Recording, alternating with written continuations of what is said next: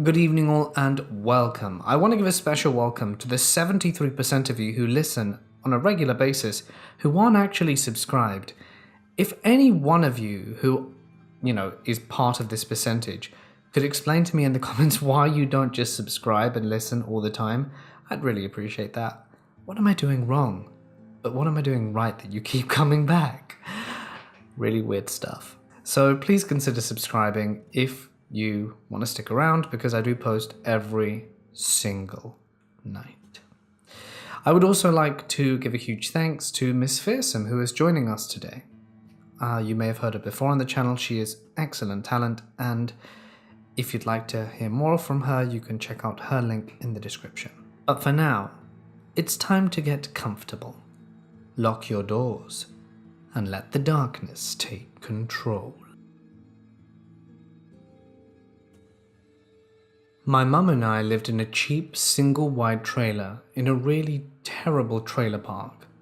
It was my single mum working 2 jobs and was going to cosmetology school after my dad left. I stayed with my aunts overnight a lot because my mum would work graveyard shifts. She picked me up from my aunt's house at 7 a.m. one day, and we went back to our trailer. I remember immediately not wanting to go inside, begging to ride my bike, but my exhausted mother just wanted to sleep, so we went in and she laid in bed. I sat up watching Barney for a while, and being the annoying toddler that I was, I woke up my mum and asked to go outside and ride my bike, which we usually kept in my room because if we left it outside it would be stolen. I told my mum I didn't want to play in my room, so asked if I could lay with her. While we were laying there for some reason, I told my mum there was someone in the closet, and that he wanted to hurt me. I have no idea how I knew that. I didn't even think I went into my room that day. She got up to show me no one was there, and when she walked into my room, the folding closet door started to open and got stuck on something. Turns out, a previously convicted child molester had skipped bail on a new trial, watched my mum's comings and goings for a few days, broken into our house while she was still at work. He took my bike in the closet with him, hoping I would come looking for it when I got home, and that was the only thing that kept him from jumping out of the closet to attack my mum when she walked in there, with the spokes on my bikes getting stuck on the little metal tabs at the bottom of those folding closets. Needless to say, we ran like hell out the house, got in the car and drove away. Unfortunately, the guy got out of the house before the cops showed up. Closets still scare me to this day, some 26 years later. By the time I turned 11, I was finally old enough to start babysitting my nieces and nephews. And 4 years later, whilst doing just this, something happened. I was about 15 now, and my sister was working early morning shifts, so she had asked me to stay the night to babysit for her. I wasn't allowed to have a phone, so my mum would let me take hers just in case. I was looking after 2 boys that night. One was about 8, I'll call him D, and the other was 3 or 4, I'll call him M. My sister lived in a not-so-great part of town, so I'd always keep the doors locked up tight. And being that I liked to listen to scary stories and was into true crime, I was a pretty paranoid kid.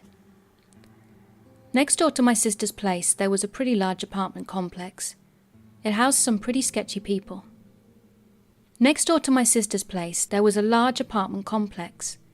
It housed some pretty sketchy people, but they had a nice playground and a basketball court right outside, and we went to play there a lot. On this particular day, though, I had just woken up and was making French toast for my 2 nephews. I was listening to music with my earbuds in, as they were still sleeping, but I knew they'd be up soon. So you know when you have music in your ears, and how sometimes it sounds like someone is calling out to you, or you think you hear something. Well, I kept hearing noises other than my music, and I kept pulling out my earbuds to listen, but the noises would stop. I did this about a dozen times before eventually chalking it up to my imagination. I was just finishing up the French toast when my nephews came out of the room and into the kitchen ready to eat. I sat my younger nephew in his booster chair and started cutting up pieces for him, while my older nephew was sitting at the table with a plate full of food. We turned on the XM radio and started playing some kids' music whilst eating, and I thought I was hearing noises again. I kind of tuned them out and finished eating. Then I put the dishes in the sink and got the kids dressed. They were begging to go to the playground, so I gave in and said sure. And as I was getting dressed, I heard a loud crack. I freaked out, jumped up and ran out of the room and went to check on the boys. Dee came out of his room with Em in his arms. I looked at Dee and said, "Did you break something?" He shook his head and looked absolutely petrified. I told the boys to stay in the hallway as there were no windows, but I wasn't really sure what was going on. I made my way around the house, looking to see if something had fallen, but nothing looked out of place. Then I saw a shadow peeking in through the front door. The door had an oval glass pane, but it was difficult to see into, unless you had your hands cupping your face whilst pressed against the glass. I couldn't see his face, but he was in all black, and he had black gloves on. I was standing to the side out of view. He looked around for a minute or two until he ran around the house again. I quietly ran back into the hallway and shoved my nephews into the bathroom and whispered, "Lock the door behind you."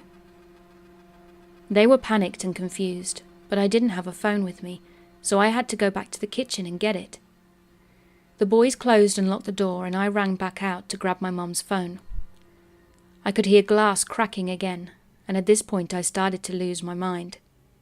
I began crying and shaking, and I called my sister. I don't really know why I called her instead of the police, but I did, and I told her that someone was trying to break into the house. She freaked out and told me I needed to call the cops. I was terrified and didn't want to hang up, but I did eventually and dialed 911. I was still in the kitchen when I saw another man run across the backyard. I was sobbing and shaking, and the police weren't being quick enough. After asking for my address and getting the necessary information from me, they told me to stay on the line and they were sending someone out.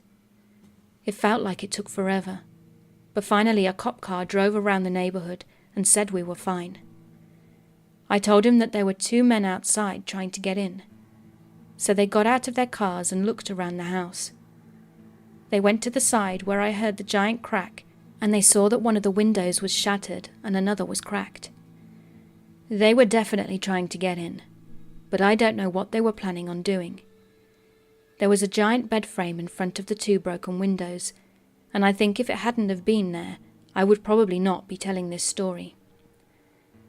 They never caught the men that were trying to get in, but I hope I'm never in a situation like that again. This only just happened to me. It was roughly 9:30 p.m. on a Tuesday night.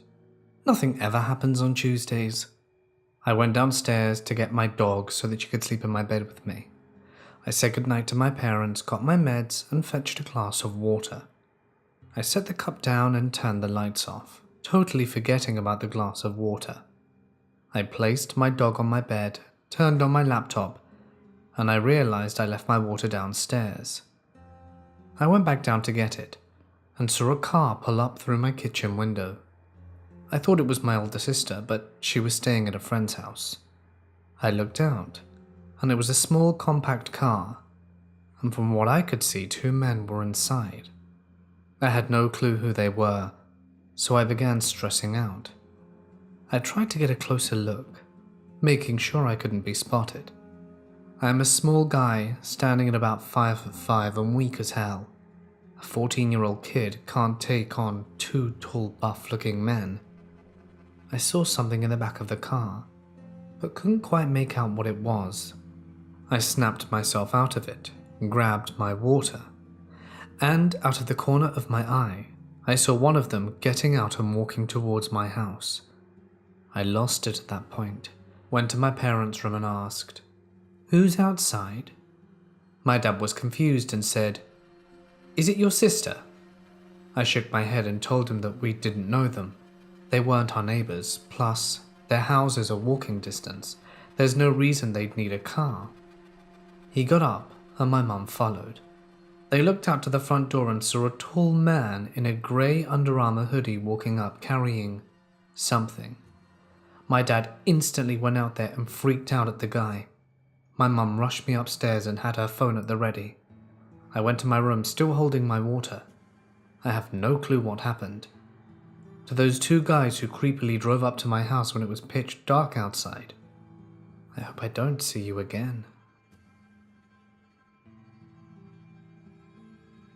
So a little backstory. My grandma, quite frankly, is a little crazy. Nothing is actually mentally wrong with her, as in she has no medical conditions that aren't physical. She's just really extra, shall we say, and incredibly fun in small doses. Because of this, when she moved, she wanted to move to a place where no matter what she did to decorate her house, she wouldn't be judged for it. She also wanted a place that would allow her to make these changes, a non-deed restricted community, and she found exactly that in a place called Moon Lake. This place was exactly what she wanted, but there was one catch: crime. She knew this and made sure to move to a place in Moon Lake with a lower crime rate than any other, but it was still pretty high. Now a little bit about the layout of the house in order for you to understand the story a bit more. Entering the house, you come to a small room, a mudroom of sorts. Turning to your left, there is another door that leads into the main part of the house, the kitchen to be exact. When you walk through the door and immediately look to your right, the dining room table is there, and if you keep walking forward to the end of the kitchen and turn right, there is a large opening that leads to the living room. Once you go into the living room, on your left is a hallway that has only one door at the end that leads to the master bedroom. If you turn to the left right before entering the hallway, you will see a door that leads to the backyard, and the wall of the living room that is facing the backyard is basically just one large window. Now the story. So when this happened, I was about 8 or 9 years old. I used to think sleeping over at my grandma's house was so cool. After all, why wouldn't it be to an 8-year-old me? I got to do, for the most part, anything I wanted. It even got to a point where my family came up with a saying that was, "What happens at grandma's stays at grandma's." This was because my parents didn't even want to deal with knowing what we were doing over at her house. This made it so that I slept over there almost every single weekend, and me and my sisters would take turns at her house. But this day in particular, it was my turn to sleep over. The day was fine, normal, and at the time I didn't have a phone of my own, so I spent pretty much the whole day watching YouTube and drinking soda. It was great. Eventually my grandma went to sleep on her bed, and she let me stay up as late as I wanted. I slept on the couch, and for most of the night I watched a YouTuber by the name of Mr. Nightmare. It kind of set me off for a little bit, and I was paranoid, but I eventually shook it off after watching something else. At one point though, I was searching for a new video, when I suddenly heard something outside. This was pretty normal, but I still turned the outside light on from where I was sitting and surveyed my grandma's fenced-in backyard. As usual, there was nothing there, so I turned the light off and kept searching for a new video. I heard footsteps again. Not super close, but close enough for me to want to look outside again, and I didn't even bother turning the light on this time, because I figured it was just another animal. When I looked though, I saw something. I saw something walking outside the fenced area. I assumed it was just an animal, and really just used that as an excuse to not look outside again, when I heard more footsteps. The reason I just assumed that it was an animal was because the house was surrounded by forest on every side, other than the front where the road was. I continued to ignore the footsteps until I realized something. The thing I saw outside the fence wasn't walking on all fours. It was walking on two.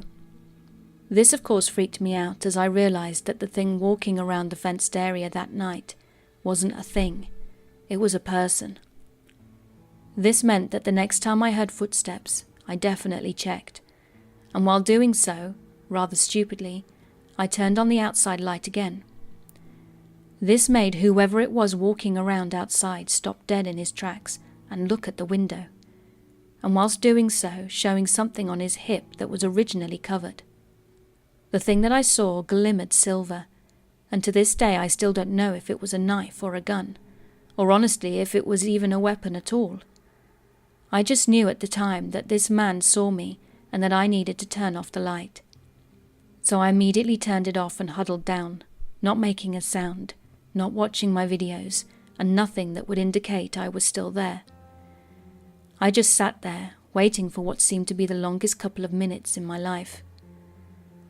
I finally heard what seemed to be footsteps growing distant, until I couldn't hear them at all, and I amazingly managed to go to sleep after all of that. To this day I haven't told my family what happened that night. Back then I just wanted so badly to assume it was just me being paranoid over the scary stories I was listening to at 1 a.m. And now I figure what's the point anyway? It's been 4 to 5 years since it happened. Best case scenario is that my grandma actually cares enough to take more precautions around the house, but she would end up taking it too far at some point, and it would be a bad thing for her in the end, as she would overreact. Not only that, but I would be in trouble for having kept this from everyone all this time. So honestly, I'm just keeping this a secret. And I know that it probably was just me being paranoid, but whether or not it was paranoia or a real event, it still scared the hell out of me.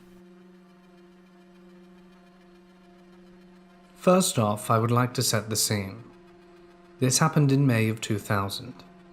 I live in a very rural area of Alabama. My mum was with her friends at a party, and my dad was invited to hang out with his boss.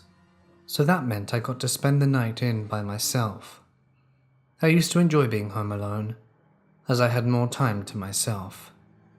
I decided to pass the time by watching scary movies, as I had rented some on VHS the previous day. I remember that while I was watching the original Halloween, I looked out of the living room window and saw a man dressed in all black, watching me. I couldn't see what he looked like, as if he were wearing a disturbing-looking mask. He stared for about a minute, before walking out of sight.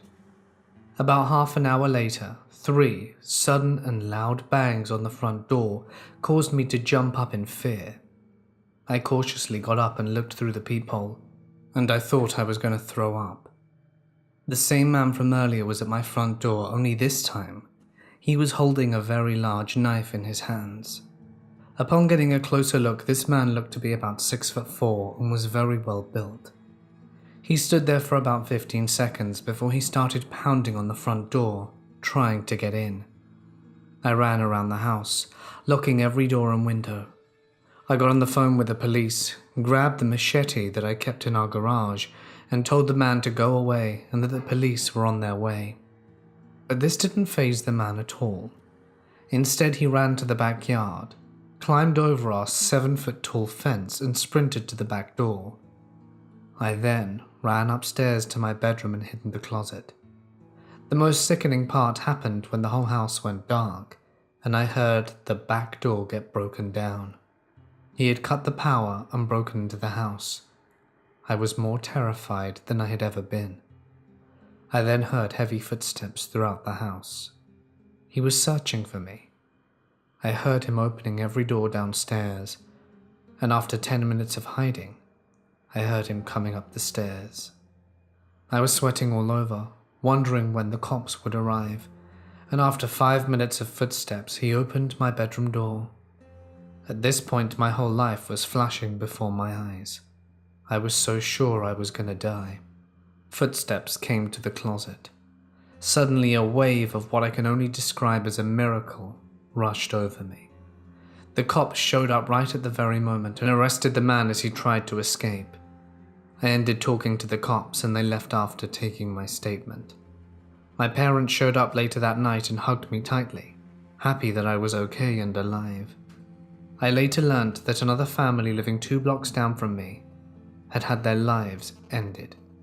They were tied up with a rope and duct tape and were savagely attacked by his aforementioned weapon of choice. The young son had gotten the worst of it. He was found propped up against the living room couch, his head missing. To this day, I thank my lucky stars I wasn't another victim of that man. This is the scariest thing that has ever happened to me, and what makes it worse is that if things had gone down differently, I might not have been here to tell the story. I am a 5'7" girl and around 130 pounds. This happened to me about 3 years ago when I was in my early 20s and still a student, and was living in a very safe area. Growing up, I had loved martial arts, and having grown up in a small rural town, I'd take what I could get. Karate? Fine. Judo? Sure. Kung Fu? Why not? Taekwondo? Sign me up. I loved it all, and I still do, as it helped me discipline my body and mind and grow my confidence. It had been a few years since I'd moved out to my country's capital to study, and I had kind of fallen off the martial arts wagon at that point, as college was taking up most of my time. I should also mention that at the time I lived with my younger brother and our cat. We lived on the first floor right next to a military camp and a patch of forest which leads to a creek. On our back balcony there was a circular metal ladder that would lead up to it, ultimately leading to the kitchen door, which, of course, was always kept under lock and key, except for when the cat wanted to go out. Then we'd unlock the door, and he would go down the outdoor metal stairs to find his cat friends and play. I commuted to my college every day by walking 30 minutes to a bus stop, then riding the bus for an hour, and then walking another 10 minutes until I made it to campus. When it was time to go home, I'd have to do the same thing all over again.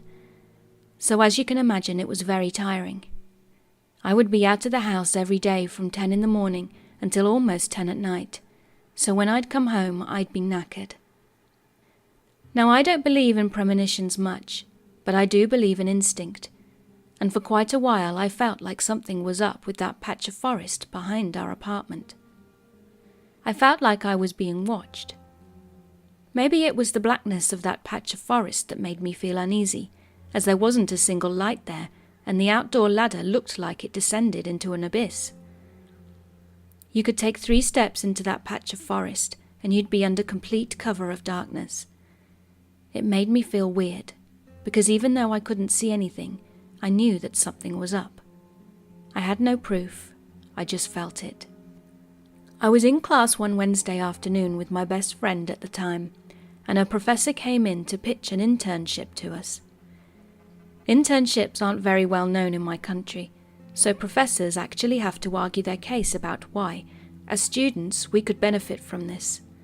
My best friend, I'll call her Kay, was very interested, but when the professor listed off the requirements, she realized she couldn't apply, as her GPA wasn't high enough. This led to Kay having a crying fit after the class was over, which led to a panic attack, and it got so bad that she called her boyfriend to come pick her up from campus. And since I didn't want to leave her alone, I stayed with her until her boyfriend showed up and got in his car with her. The conversation in the car was basically me and her boyfriend trying to console her and help her cheer up. I asked her if she'd like me to go over to her place so we could all hang, but she said she was okay and didn't want to put me through the hassle of commuting home the next day, as she lives a full hour away by car, so 2 hours away by public transport. It was decided that they would drop me off at my house and they'd go to theirs. We arrived at my house around 7 p.m, a full 3 hours before I normally come home. I hugged her, tell her to text me if she needs anything. I thank her boyfriend and get out of the car, glad that I'll be home early for a change. I went in through the main entrance, climbed up the stairs to the first floor, and put my key in the lock.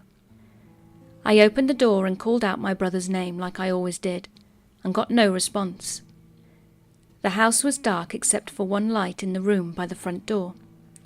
It was eerily quiet, and I felt my stomach tie into a knot, because even if I couldn't hear anything, I could feel that someone was there, and when my instinct talks, I listen. I turned right into the hallway that leads into our rooms, and I saw my brother's door slam shut hard as soon as I got into the hallway. My brother's room is on the end of the hallway, to the left, facing my room, and my first thought was that my brother had taken a shower and forgotten to get a towel, so he made a run for it from the bathroom, which is next to my room, in embarrassment. But then I heard muffled whispers coming from his room, and it sounded hushed and pressing. I still had no reason to be afraid, but I was on high alert, because I thought my brother and his friends were planning on jumping out of his room and scaring me, and I wasn't about to let them get the satisfaction. I inched down the short hallway through the darkness, and before I knocked on my brother's door, I took a look into my room. It was a mess. My mattress was off my bed, my clothes and my books were all over the floor. My jewellery box was empty and thrown on my bed, and all in all it looked like a tornado had gone through it. Now the hushed whispers in the next room sounded extremely pressing and anxious now that I was close, because though I had tried to tiptoe as silently as possible, my steps had been audible. I realized quickly what was happening, and I went ballistic. At that moment I just lost it. My fight or flight instinct kicked in, and it kicked fight into maximum overdrive. The words danger, thieves, fight hit me like a truck, and I threw my whole weight onto my brother's door, bursting it down so furiously you'd think it owed me money. I saw no one in there, but it had been turned upside down also, and I knew what I had heard. So I ran to the balcony door, ripped the curtain out of my way, and went through the open door just in time to catch one of the thieves right after he'd jumped off the balcony ledge. Looking back on it, he looked like a normal guy. Black hair, normal height, athletic build, big earring on his left ear. But in that moment, he looked like a monster to me. A vile, putrid, home-invading monster. I started screaming unintelligible things as I saw him stumble around, obviously having hurt his legs before he got back on his feet and ran away. They were gone. I was safe. But then it hit me. Where was my laptop? I ran into my room and tore the place apart, looking for it, but it was gone. I started screaming and crying. The unfairness, audacity, and the cowardice hit me like a steel toe to the stomach. I screamed and cried like I was in a Grecian tragedy. I am not rich by any means, and neither is my family. I had an old laptop which was probably worth pennies second-hand, but I needed that laptop for my schoolwork, and without it, I couldn't finish my semester. Not to mention that I don't have any real-life friends, as the majority of them at the time were online, so if I lost that laptop, I lost them too. My laptop was lost, and so was I. I felt violated, dirty, and less than. I was afraid I'd throw up or pass out, or both. I was taking such rapid and deep panicked breaths that my vision became blurred. In the most panicked and grief-stricken state I'd ever been in my life, tears streaming down my face, I called my mother to tell her what had happened, and she told me to call the police. It took me almost a full minute on the phone with the operator, telling her again and again where I lived, who I was, and what had happened before she understood me, and she said she'd send someone over. A few days later I was talking with my mother about the incident, and she told me something that hit me hard. I come from a pretty much trilingual household, and she told me that when I called her that night, she couldn't make out what language I was speaking because I had been so panicked.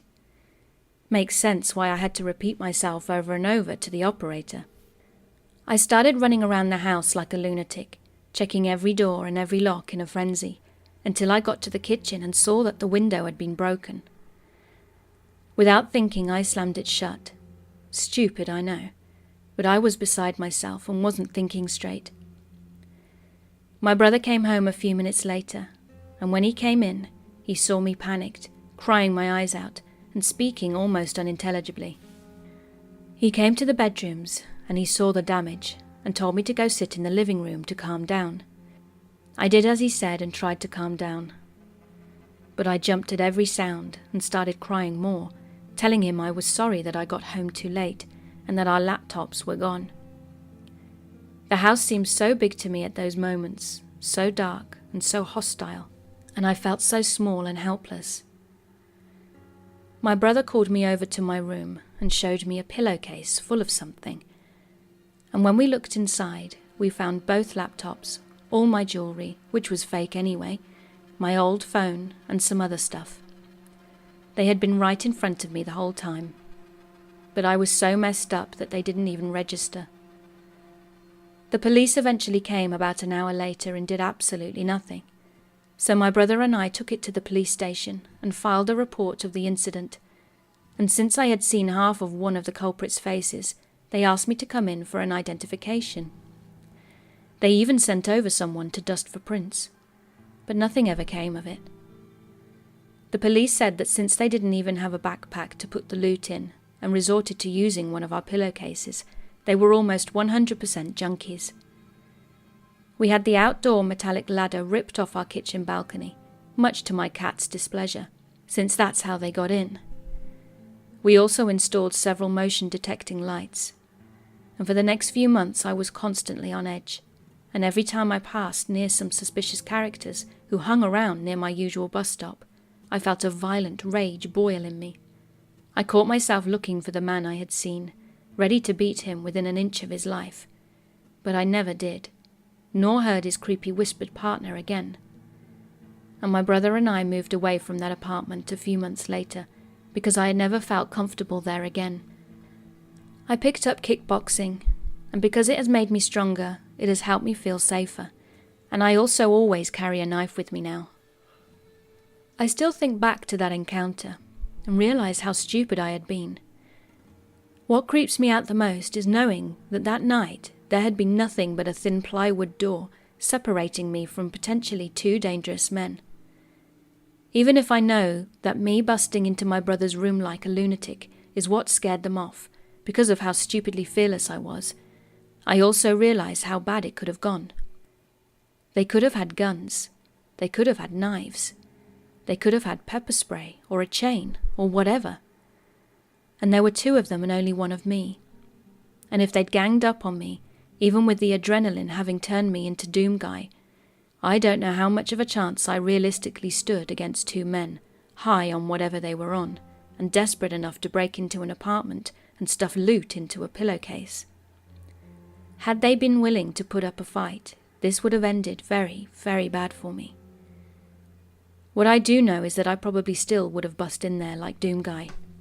So, to the creepy cowardly monsters who dared break into my apartment and tried to rob me and my brother and ended up traumatizing me so badly I had to move, I hope for your sake we never meet again, because I've been kicking that sandbag for 2 years now and picturing your face every single time.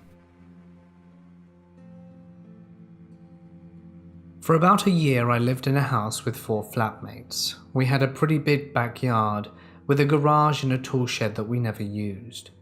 We also had a motion detector light. 2 of my housemates were very superstitious and believed in ghosts and spirits and such, and they also liked to get high on different substances. The lights in our backyard would go off randomly. I assumed they were animals, and my housemates were sure it were ghosts. One of them told us she'd seen a man ghost walking through our window when she was high on shrooms. They thought it was scary, and I thought nothing of it because, well, they're high. A few nights later, drunk me thought I saw a man through the mesh door to our backyard. I just thought my mind was playing tricks on me because my housemate kept telling me about the ghost. Eventually, I moved back to my home country, and 6 months after that, I FaceTimed with one of the housemates. Turns out it hadn't been a ghost. A homeless man had been living in our tool shed for God knows how long. That gave me the creeps for sure. I've always been good friends with one of my cousins, Cole, who was the same age as I am. The two of us were not quite inseparable, but we always did get along very well together and were often found together, both in school, as we'd always wound up in the same class throughout elementary school, and outside of it. When we were 12 and in the 6th grade, I was hanging out with Cole on a Friday afternoon around the later part of May, and we were psyched at the start of the weekend. We'd wound up at his house, since he didn't live too far from me, and at one point my mum called to say that our grandpa was in hospital. While the issue with our grandpa wasn't expected to be life-threatening, he was being kept at the hospital overnight for observation, and both my parents and Coles were planning on staying with him and Grandma at the hospital, since my mum and her sister were the two of their siblings who lived close by. I was told that I was given the okay to stay at Cole's house for the night, with Cole's 15-year-old brother Hunter being in charge while our parents were out. This was fine by us. We got along well enough with Hunter, and he was never the bossy older brother cousin that some of my other friends said they had to put up with. We ordered out for pizza and enjoyed goofing off as boys that age tend to do. At around 9 or so, there was a knock at the front door, and Cole went to answer it. I was a bit curious as to who it could be at that time of night, and so I watched from a ways back. At the door were two older guys. They said that they were with the city and that they were investigating reports about the water pressure supposedly being bad in the neighborhood. They asked Cole if his parents were home, and when Cole said that they were unavailable at the moment, which we were told to say to strangers if our parents weren't home, the guys started asking a bunch of questions about how the water pressure was in the house and if they could come inside to check. Hunter came over at that point and politely told the guys that the water pressure was fine and perhaps they should move on to check on other homes in the neighborhood. The guys seemed reluctant to leave, but turned and walked away after Hunter started closing the door. After the door was shut, we looked at each other and shrugged, but didn't think too much of it after that, and went back to goofing off. Eventually we decided to go to bed. Cole and Hunter shared a bedroom, and we all agreed that I'd sleep in there with them, rather than me hitting the sack on the couch or something like that, so that we could talk a while we fell asleep. Hunter grabbed a sleeping bag out of their camping supplies for me, and when we got into their bedroom, they stripped down to their briefs, and I remember Cole had mentioned to me once, a while back, that they had started sleeping in just their underwear. Since I hadn't originally planned on staying the night, I hadn't brought anything with me from home as far as overnight stuff, but since I wasn't in the mood to sleep in my clothes, I stripped down to my briefs as well, though I felt a bit embarrassed, even though we were all guys there, and I knew they wouldn't say anything or be judgmental. They climbed into their beds and I quickly crawled into the sleeping bag, and after talking for a while about random stuff, we eventually fell asleep. Early the next morning I got up because I had to pee, and so I quietly got out of the sleeping bag and went and did my business in the bathroom. On the way back to the bedroom I heard something in the family room, which was on the opposite end of the house from the bedrooms, and in particular the bathroom I was using. I didn't pay too much attention to it at the time, thinking it must be either Cole or Hunter, until I got back into the bedroom and realized that both of them were still in there. Trying not to panic, I woke them and told them that I thought someone was in the house.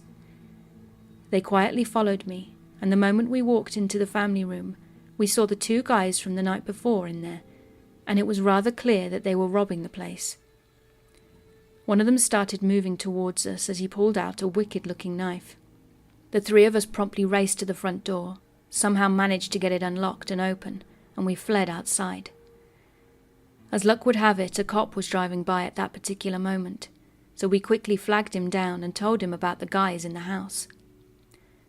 The cops called for backup, and within a couple of minutes several other cops were there, and they proceeded to enter the house. And after some searching, they caught the two guys. The cops figured out that the two guys must have entered from a window in the laundry room that had a broken latch, and had probably targeted that house, because while it wasn't empty, they'd probably realized that there were no adults there, and figured that if we'd discovered them, we could be more easily dealt with than adults. To add insult to injury, while we were waiting outside while the cops searched the house, both to get the two guys and make sure that there was no one else with them, some of the neighbors came out to see what the commotion was, and this included some kids who went to the same school as Cole and me, including a few who were in our 6th grade class with us. It was during that time that the three of us realized that we'd never had the chance to get dressed. So just like in the stereotypical nightmare, we had to stand outside in full view of everyone in just our briefs for what seemed like forever before being allowed back inside. When we went back to school on Monday, Cole and I had to put up with more than a bit of snickering, stares, and ribbing for the next few weeks, until school ended for the summer. I vaguely remember an incident that happened at the house we lived in before we lived in this one. My dad was looking after us while my mum went to a concert. I woke up in the middle of the night to people talking loudly. There was a stranger on our couch, and my family were talking to him. I remember he had blood on his face, and I thought the whole thing was a bad dream. When I got into my teens, I mentioned it to my mum, and she told me my dad forgot to lock the back door and some drunk guy got out of a taxi and came into our house and just sat in the lounge. He'd been in a bad fight and had blood all over him. He left peacefully and was 100% convinced he was at his girlfriend's house in some other suburb to what we lived. It freaked me out when I heard that. About 13 years ago, my parents went out on a date and left my 2 brothers and me alone. I remember we were sitting watching The Matrix. My 2 brothers were sitting on the couch, far away from the TV, while I was sitting on the cushioned chair, nearer to it, and the front door of the house. During the movie, I suddenly noticed the doorknob wiggling, as if someone was trying to get inside. Slowly I moved towards the door and checked the spy hole, but there was no one there. I figured at this point that the movie was just so loud that I didn't hear a knock, and that one of my friends had come over and was trying to get in. I ended up opening the door and checking outside, but strangely enough, there was no one there. I figured it was nothing and sat back down. About a minute later, though, it happened again. This time I asked my brothers if they'd seen what I'd seen, and they said that they had. I once again checked the spy hole in the front door, and like before, there was no one there. At this point, I freaked out a bit and called my next-door neighbour, hoping that it was just them playing a prank on us. He answered, and I had him look out of his window at our door, but he saw nothing. After that, he had his nephew John come over and hang out with us, since he thought I was a bit freaked out. Soon after he came over, it started raining and thundering. Now I was sitting with my brothers in the back of the room, while John was sitting on the cushioned chair. This time John heard the doorknob wiggling. We all panicked as we looked out of the windows and the spy hole and saw that no one was there, yet the doorknob continued to move. Around this time we ran to the kitchen and each of us grabbed knives. We then ran upstairs to the computer room and turned the lights off. While we were standing there, we checked outside the window towards the backyard, and we saw 2 completely black figures moving around and hiding behind the trees and bushes. When the lightning flashed, we could see them holding something in their hands that shined brightly. I called several of my friends afterwards and checked to see if they were screwing around with us, but none of them admitted to it. I still wonder if it was perhaps my imagination, or if there really were 2 people that were going to kill us that night. Hello, 73%ers, and the rest of you guys. Please subscribe if you haven't done so already. It's only polite. No, but really, why aren't you subscribed if you listen all the time? Like, legit, it's a legit question. I honestly don't know. It's weird. Whenever I like a channel, I just subscribe to them. Maybe I've just got weird viewer habits. But I would appreciate honest responses, honestly, if you would be so inclined to take the time to do so. Remember, there are plenty of other videos to binge on if you do fancy. But for now, I would like to give a huge thanks to Miss Fearsome for collaborating with me today. As you've heard, she is a really good narrator. And if you'd love to show her some love, then go ahead and check out her channel, which is in the description and on screen now. So I'm going to leave that with you. Stay awesome, link right here, and I'll see you in the next one.